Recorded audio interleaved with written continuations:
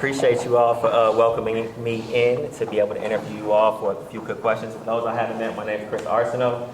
I oversee customer success for mid-market from the Central to West at LinkedIn. I also have the honor and privilege of overseeing our Black Inclusion Group globally, which anything that has to do with uplifting the Black community internally or externally serves under my purview. So really honored to be here. Figured it would be a good opportunity before we jump into some actual questions to pull the veil back a little bit, have a little fun, ask a few questions to do a little icebreaker. I'm ready. Right. For those who are familiar with TikTok, you all have probably seen this trend where they have these questions, who's the funniest one, who's this, and they point to each other or point to themselves. You all seen that before? Yeah. All right, cool. So we're going to do the same thing down in Brothers. So, to get started, so you can point to yourself or you can point to your brother, whoever is most applicable to. So who is most likely to be late? Are you? I do my best, believe that. All right, okay, who is the better chef? That's a maybe. Maybe, okay. Anton, what's your go-to dish? I would say shrimp fettuccine Alfredo. Shrimp fettuccine Alfredo? Yeah. You got the fiance here, right? So, Fiance? Back, well, there we go. good? The shrimp fettuccine? You said fiance. Good? Okay. Yeah. All right, You mean wife? Yeah. So, Friendly amendment. friendly amendment. September 18th, we did get married. You did get married? Wow. Yeah, you know, it was one of those pandemic go to the courthouse type of things. We will have a wedding in May though. My apologies. Yeah. The wife, is it? So the fettuccine Alfredo was good. There you go.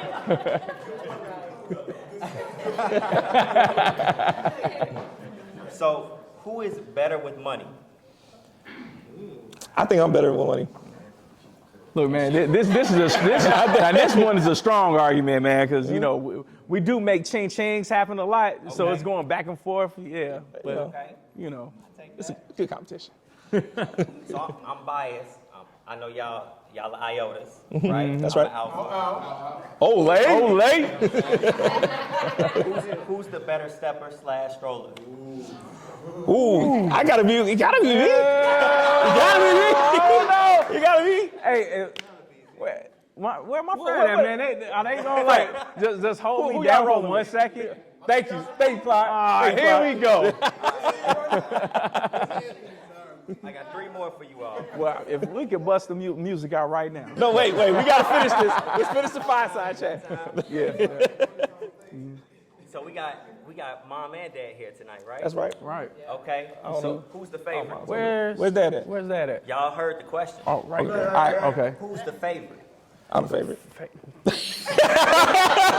I'm not even gonna argue with that one.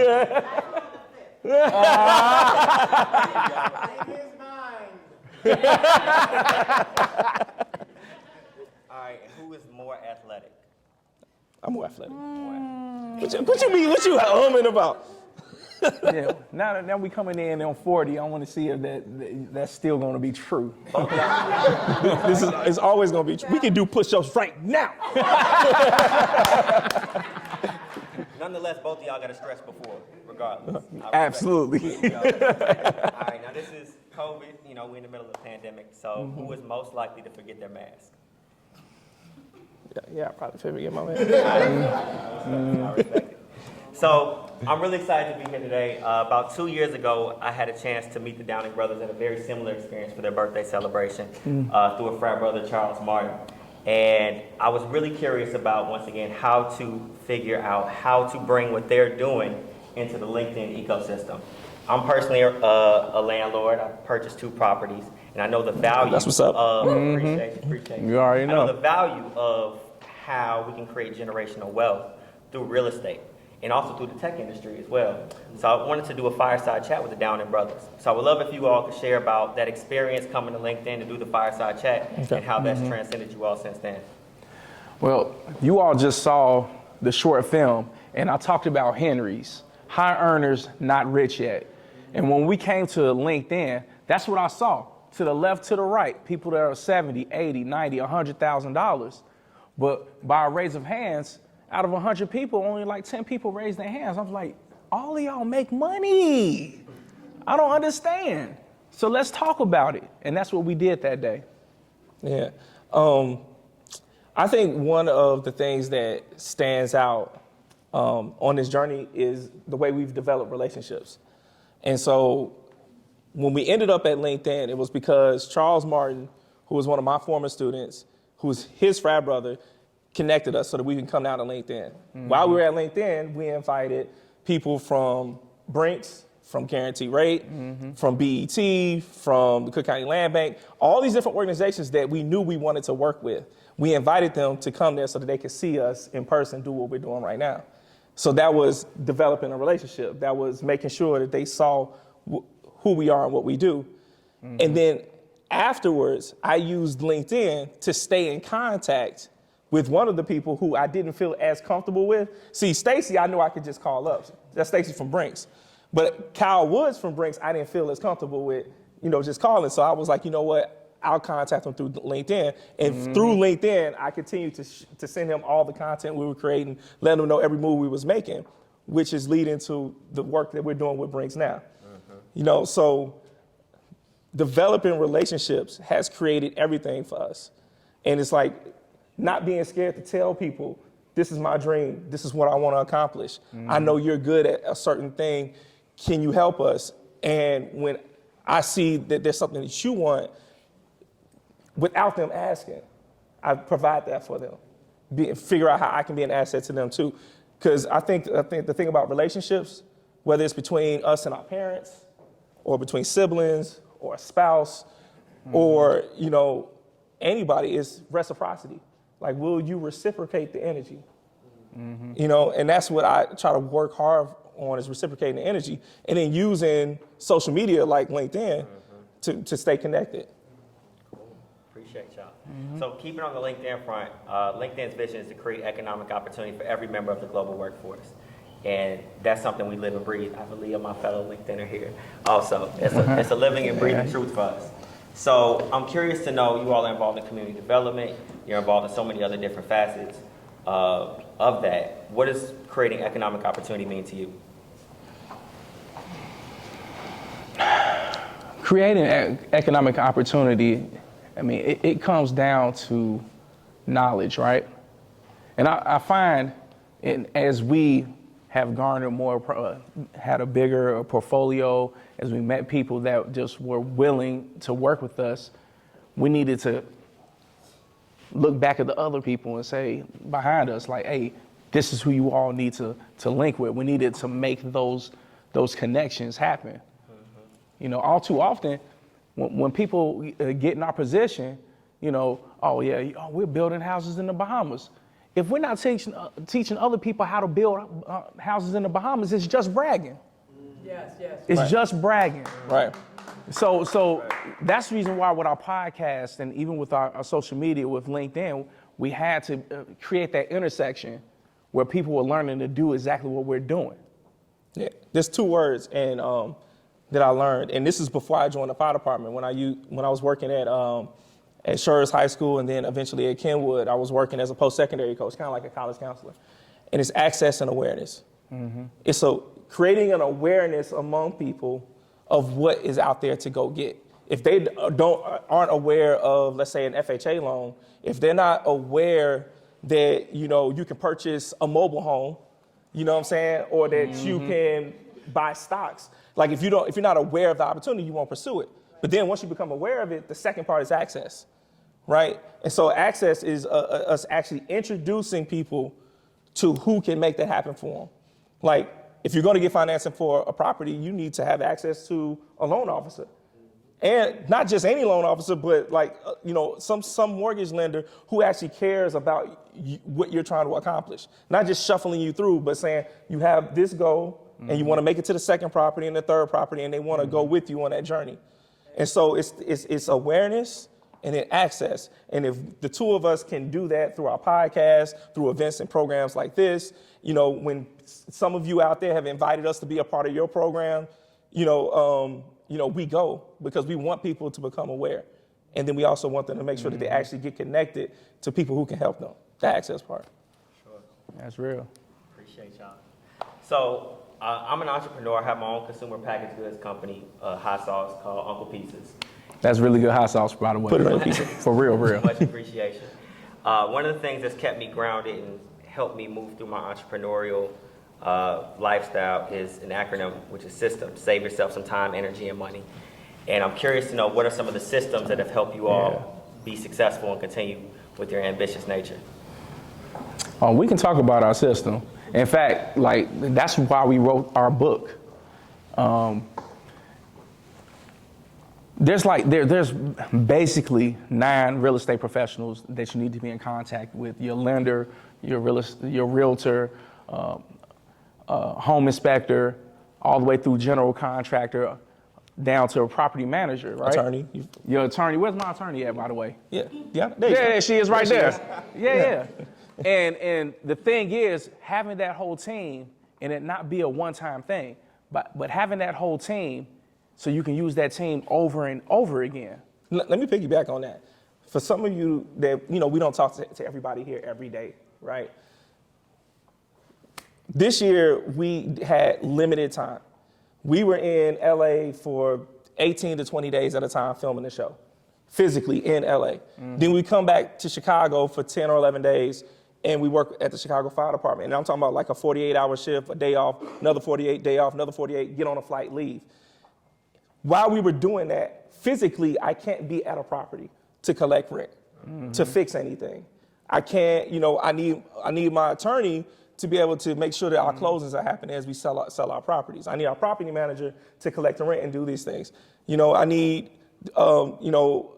contractors to go out and fix things, and for me to trust that they can do it and I don't have to be over their shoulder. And our smart, and by the way, we're making all of our homes smart homes. So we're having our general contractors work directly with Brinks over here to put all the smart home technology into those properties.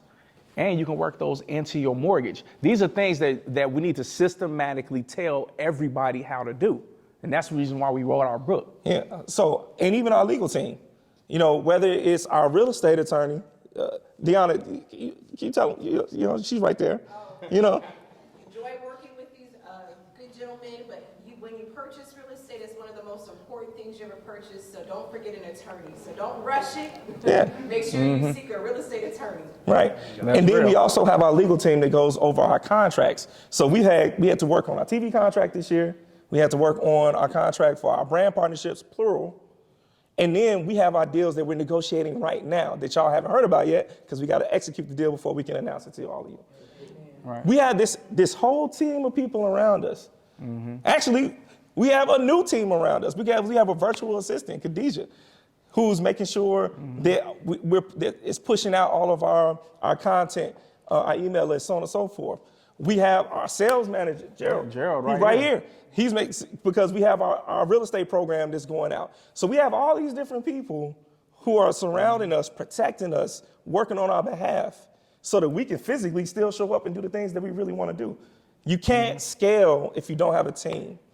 So what all of you all have to do is start to identify the people that's going to be on your team. Now, the same people that's on our team could possibly be on your team. We're not hogging everybody. Yeah. I'm I'm very much suggest you use the people on our team because we know they work. Yeah.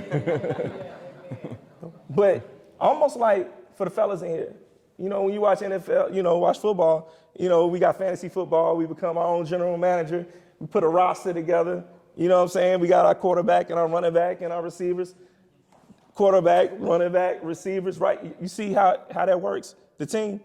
And so having awareness of this. Now everyone in this room who is paying attention to me right now is now aware of how we make this happen. We are not on TV and doing commercials and still on the fire department and still selling properties and still buying properties and still building in the Bahamas and flying to LA and then flying to Chicago, then flying from Chicago down to Florida, and then from Florida down to Nassau, I feel and Nassau dizzy back to already. Chicago. Oh, man. And if you ain't seen me in a while, you know why. Real quick, since we shout people out, I want to give a shout out to my frat brother, Justin Acosi. If you all gentlemen who need suits, women, if you need custom suits, I'm wearing one of Isoko suits. He's wearing one of his own suits as well. So I want to give him a quick shout out and recognition also. Yeah, we're going to be working together real soon. I got 3 more questions for you. So as black man growing up on the south side of Chicago, I would like to know, having your father who has been in your life, how has he influenced you all in terms of your career trajectory and what you all are working on? I don't think that we would be public servants if it wasn't for our father. When we were kids, we had the benefit, and it's just God where you get placed. The fact that we were placed with our parents, who made sure that school was important. They gave us confidence and said that we were going to be, that we were smart. But then also see an example. We saw our father in uniform. We saw him come back. We saw him pay the bills. We saw him coach our baseball team. We saw the things that, what men should do, right? When we think about traditionally what men should do. And I think it's almost subconscious because, the goals that I have, I want to be a husband, you know what I'm saying? I want to be a father someday, and I want to be responsible. If nothing else, I just want to be responsible and take care of my business and then help others to do the same. And so, that's the influence that our father had. Do it right the first time. Early to bed, early to rise, makes a man healthy, wealthy, and wise.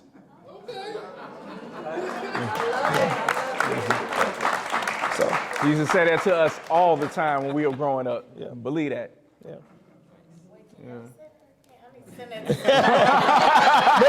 Make sure that's in the recap. Yeah. Where's the camera? Oh, there it is right there. Right. Make sure that's in the recap. So keeping in tune with the family thing, you all are currently building a property in the Bahamas, right? Multiple properties. Multiple properties in the Bahamas. And your family has roots there. So I would love to know what that means to you all, and if you could just go a little bit deeper about the property in the Bahamas. Properties.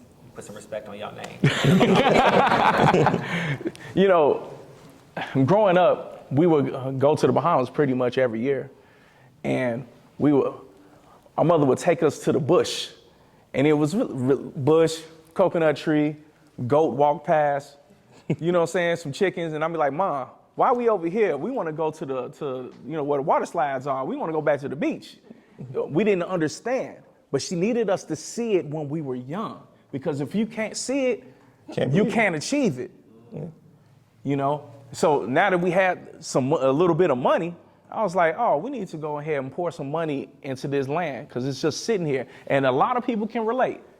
Family got, 40 acres in Alabama, Mississippi.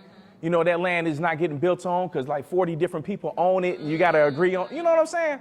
Yeah. So because she had that land right there, we was like, we need to build on it right now while she's living and breathing. We're not about to argue about this later.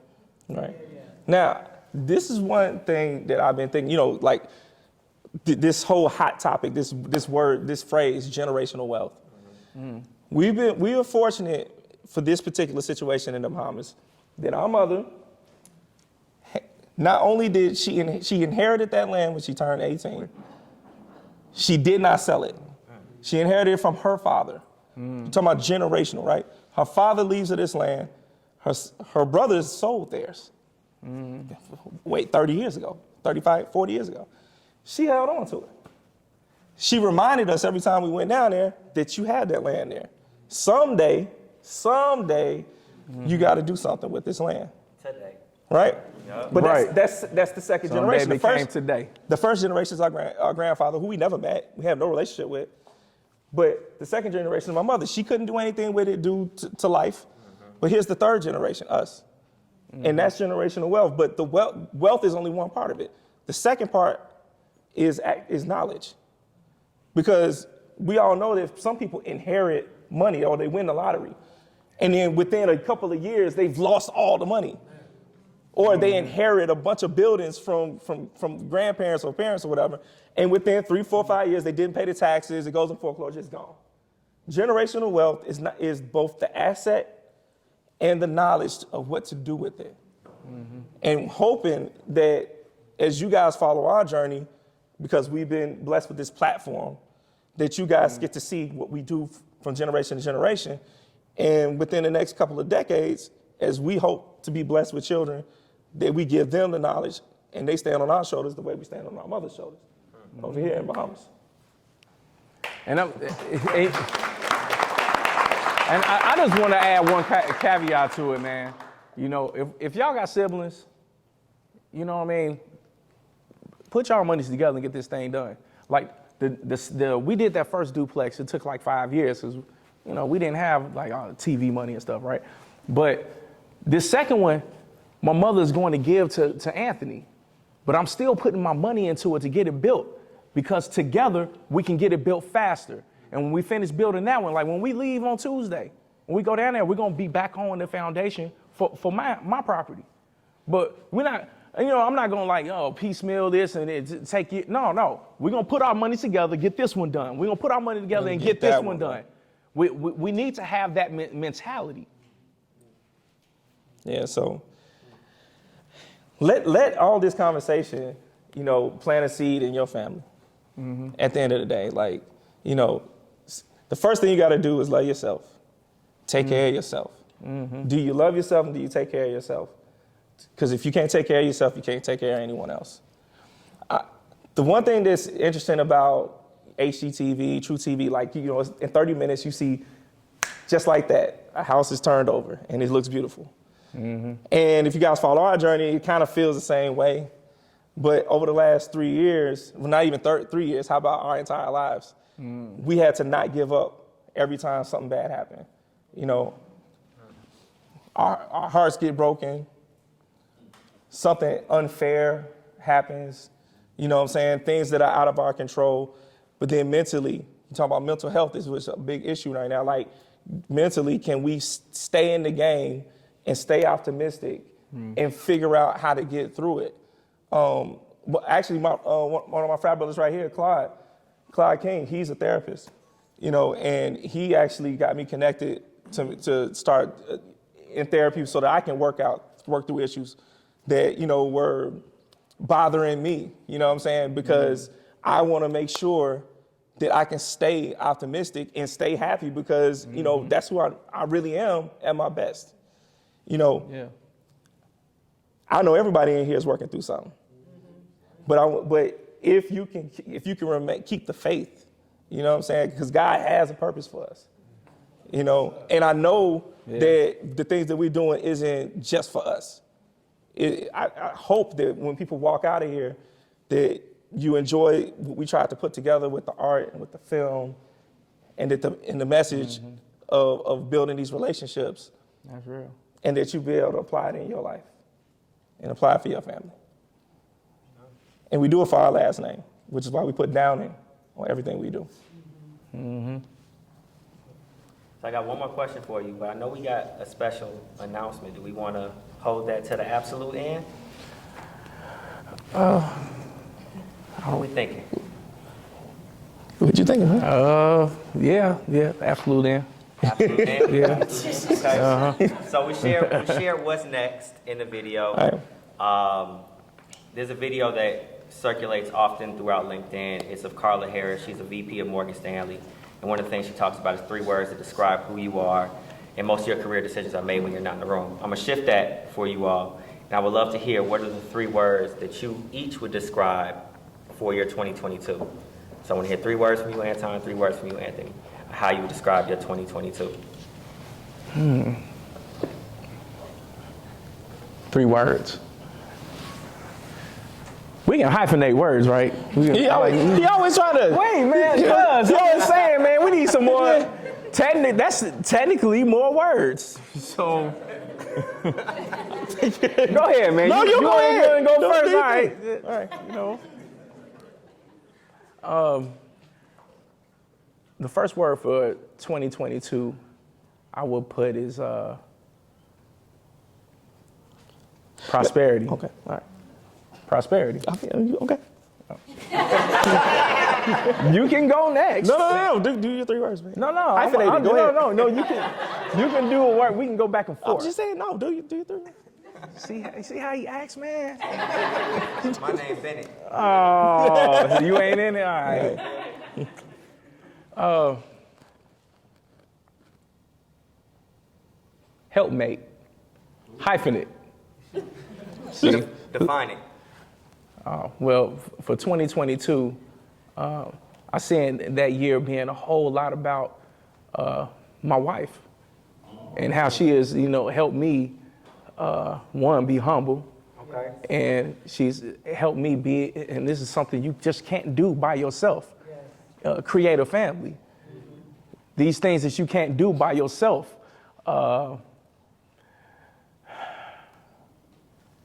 Man, you know, when you a man, when you just a man, you know, you feel like you're just gonna fix everything. You're gonna build everything. There's certain things you can't do. You can't build a family without a woman in your life, you know. And after 40 years of traveling the world and building houses and flipping and doing all, there's a whole lot of stuff you can do, but without her, I can't make it to that next level. Okay. You know, so yeah, hyphen it, helpmate. Helpmate. Well, that's two. Can you get to your third one and get it over with, please? Oh, So we got, Third word, please. wait. We got prosperity, helpmate, and what's the last one? Can you do your last word before you get into dig up here? Last one. Yeah, go ahead. You had a word, don't you? Yeah. Generosity. Okay. I am not going to take an hour to do this. My 3 words. Tell 3 words. All right. Health, growth. Oh, you don't use a hyphen now, don't you? No. And this word has many meanings because there's a bunch of them I need to work on. But partnerships. Okay. Well, I appreciate you both. That's all the questions I got for you. I'll leave it to you all to close it out. Any final words or thoughts? Before we close it out, What you got? it's our birthday. Okay. And I think we can all agree that birthdays can't happen without your mother birthing you. Yeah. So I would like my mother to come up here because we have a birthday gift. And I feel like the 3 of us could open this together. You want to open this real quick? If somebody got some scissors, though, that would help a whole lot. I think she can open that. Go ahead, let's see. What's in there? I just want to see you open this. What's in there? I feel a little nervous about this. And I've never been nervous about anything when it comes to you guys. I'm nervous when you're about to send me You move it all slow like him, you know? There we go. This is Anthony. I don't get popped in the eye, though. This is Anthony at Christmas. I don't. This is Anton at Christmas. Oh, my God. No. Joy the- My son started to tell y'all a little bit of the story. But I was born in a house that my father built for my mother prior to my birth. I was his first daughter, and he said to me that Dolores Pinder was a phenomenal woman, and I should be happy to have her as a mother. But on that day, he gave her a half an acre of land for me. Anthony and Anton are telling you all about us building. I had a dream. I have a dream. Part of my dream has come to fruition. One is giving birth to you guys. I love you. I like you. I love you. And he said to me that never sell your land because land is wealth. Land is money, and it's the one thing in the world that will always increase with value. But when you're 11 years old, at the time my mother died, I didn't get to really know my mother. I was raised in a different kind of lifestyle than my children, where other people took care of me, and I just lived. But one thing my father taught me through his business ventures was property and investment in property will always keep you safe. So he gave his land to my mother for me, and when she died, of course, when I became an adult, it was given to me. And I kept the promise that my father asked of me, never sell the land. This land is to go to you, it will do you well. When you're done with it or prior to your departure, give it to your children and ask them to give it to their children. And your mother will never be forgotten. So, Anton told you true. I started building on my home while raising 5 sons. And I taught them about the vision of property ownership and investment and being generous and giving and being a fighter, being firm, being forceful. Don't look back, look forward. Today, they made me a happy senior citizen.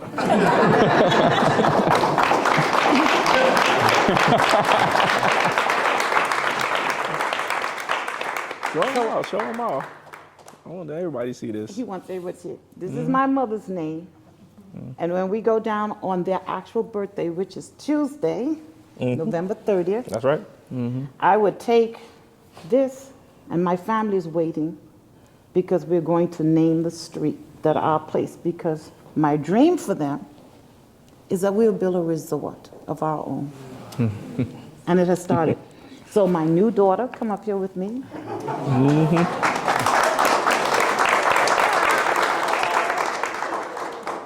She's a good girl. I finally have a daughter. I had no daughter. But the big task for you, sweetie, for Dolores Lane, is give me some little feet. Because this will be an inheritance we hope that will continue to go on and that we can bless others. So all those legal partners out here, we have an Airbnb coming up real soon. And we'll keep trucking along. But this is a proud day. My mother's been dead 50 years. I think we can't wait to bring her memory back to something she blessed us with. That's right. All All right.